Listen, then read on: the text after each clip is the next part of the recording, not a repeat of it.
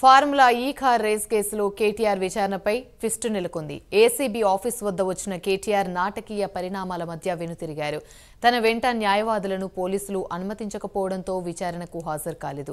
అక్కడి నుంచి బీఆర్ఎస్ ఆఫీస్కి వెళ్లిపోయారు. మరోసారి లీగల్ టీంతో కేటీఆర్ సమావేశమయ్యారు. న్యాయ నిపుణులతో చర్చిస్తున్నారు. గతంలో ఏసీబీ ఇచ్చిన నోటీసుపై కేటీఆర్ స్పందించారు. ఏసీబీ తనను కొన్ని డాక్యుమెంట్లను అందివ్వాలని కోరిందన్నారు. ఏ అంశాలపై సమాచారం కావాలో మాత్రం స్పష్టం చేయలేదన్నారు. తన స్పందనను రాతపూర్వకంగా ఏసీబీ అధికారులకు కేటీఆర్ అందించారు. ఈ నేపథ్యంలో కేటీఆర్కు మరోసారి నోటీసులు ఇచ్చేందుకు ఏసీబీ సిద్ధమైంది.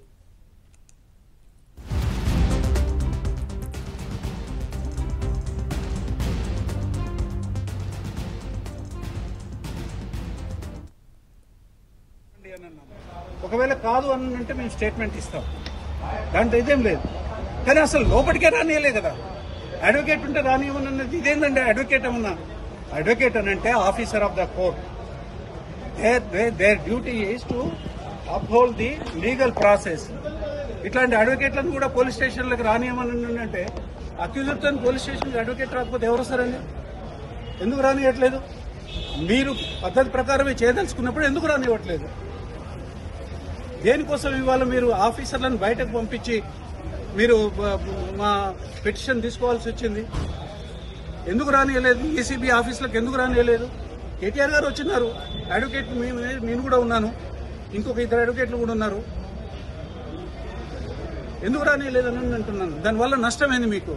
మీరేదో కుట్ర చేయదలుచుకుంటుంటే, మీరేదో తప్పుడు పని చేయదలుచుకుంటే తప్ప అడ్వకేట్ ఎందుకు ఉండకూడదండి?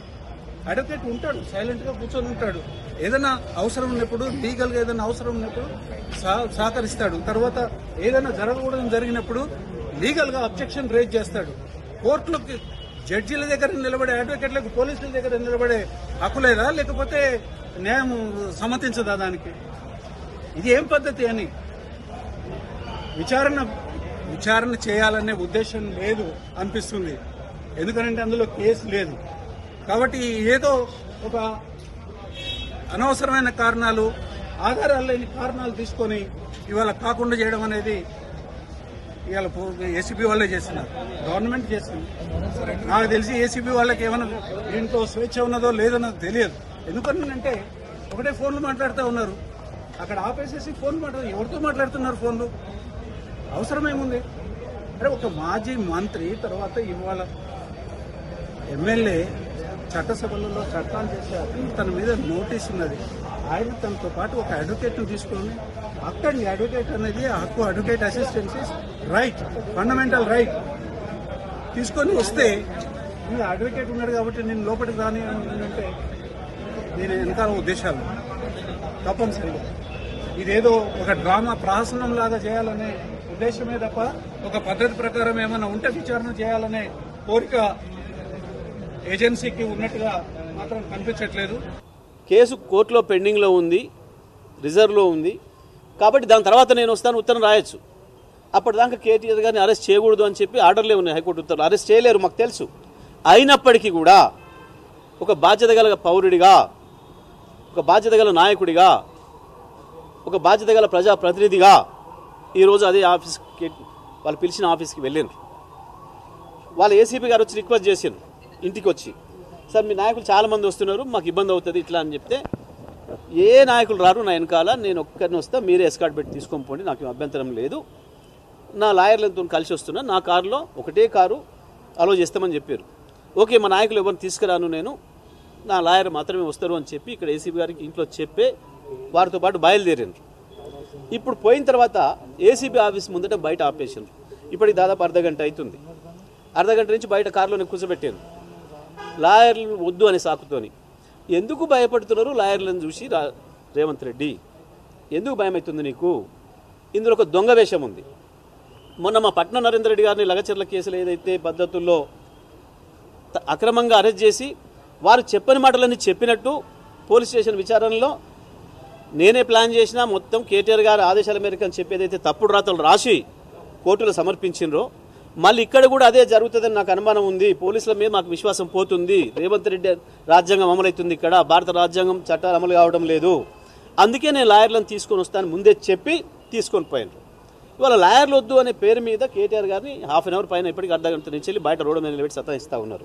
పిలిచినారు కాబట్టి, నోటీస్ ఉంది కాబట్టి, చట్టం మీద రాజ్యాంగం మీద గౌరవం ఉంది, న్యాయ వ్యవస్థ మీద గౌరవం ఉంది కాబట్టి మా వర్కింగ్ ప్రెసిడెంట్ కేటీఆర్ గారు తన న్యాయ సలహాదారులతో పాటు న్యాయ నిపుణులతో పాటు తను పెట్టుకున్నటువంటి న్యాయవాదులను తీసుకొని ఏసీబీ కార్యాలయానికి వెళ్ళినారు.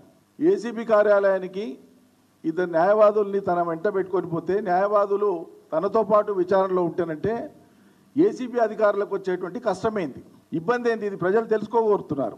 మీరు విచారణ చేయొద్దని చెప్పట్లేదే, విచారణకు హాజరవుతున్నామని వచ్చినారు కదా, ఎన్నిసార్లు పిలిచినా వస్తామన్నారు. అంతకంటే ముందు చాలా స్పష్టంగా చెప్పినాం కదా, శాసనసభలోనే చర్చ పెట్టండి, మొత్తం దాని మీద వాస్తవాలంటే ప్రజలకు తెలుస్తాయి, చర్చ చేస్తే అని చెప్పినాం. ఎందుకు పెట్టలేదు శాసనసభలో చర్చ ముఖ్యమంత్రి గారు?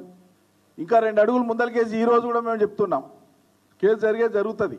మీకు చిత్తశుద్ధి ఉంటే ఎక్కడో అవసరం లేదు, మీ ఇంట్లో జూబ్లీహిల్స్లో మీ ఇంట్లో ముఖ్యమంత్రి గారు మీకు నచ్చిన వాళ్ళని పెట్టుకొని ఈ కేసు మీద వాదోపవాదాలు ప్రజాక్షేత్రంలో తెలుసుకోవడానికి చట్టపరంగా ఉంటాయి. ఇప్పటికైనా సిద్ధమైతే పెట్టండి, కేటీఆర్ గారు వస్తారు, మీరు ఉండండి, లైవ్ పెట్టండి, మొత్తం రాష్ట్ర ఛానల్స్ పెట్టండి, మీరు చేయదలుచుకున్న వాదనలు మీ దగ్గర ఉన్న ఆధారాలు పెట్టి ప్రజల ముందర పెట్టండి, ప్రజలు కూడా అభిప్రాయం ఏర్పరచుకుంటారు కదా. సిద్ధమేనా? కేటీఆర్ అన్న గారి మీద కూడా మరి రకరకాల కేసులు పెట్టి ఏసీబీ పేరుతోని ఇంకో దాని పేరుతోని వారు ఎట్లా కక్షపూరితమైన వ్యవహారం ఈ ప్రభుత్వం చేస్తుందో తెలంగాణ ప్రజలందరూ కూడా గమనిస్తూ ఉన్నారు. మరి మీ ద్వారా, మీడియా మిత్రులందరి ద్వారా ఈ ఇంద్రవెల్లి స్తూపం దగ్గర నుంచి తెలంగాణ బిడ్డలందరూ కూడా తెలియజేస్తూ ఉన్నాం, ఎట్లాంటి కేసులు పెట్టినా బీఆర్ఎస్ వాళ్ళం ఎవరం కూడా భయపడేది లేదు. ఖచ్చితంగా ప్రజల పక్షాన, ప్రజలకు రావాల్సిన హక్కుల కోసం మా వాణిని వినిపిస్తూనే ఉంటాం, మా పోరాటం కొనసాగిస్తూనే ఉంటాం. పిలుపుతోని భయపడ్డటువంటి ప్రభుత్వం మరి ఇటువంటి కక్షపూరితమైనటువంటి కేసులతో వేధించేటటువంటి కార్యక్రమం పెట్టుకున్నది. ఈ విషయాన్ని ప్రజలందరూ కూడా గమనిస్తూ ఉన్నారు. ప్రజా కోర్టులో ఈ కాంగ్రెస్ ప్రభుత్వానికి శిక్ష తప్పదని కూడా ఇంద్రవెల్లి స్తూపం దగ్గర నుంచి మేము చాలా సగర్వంగా తెలియజేస్తూ ఉన్నాం.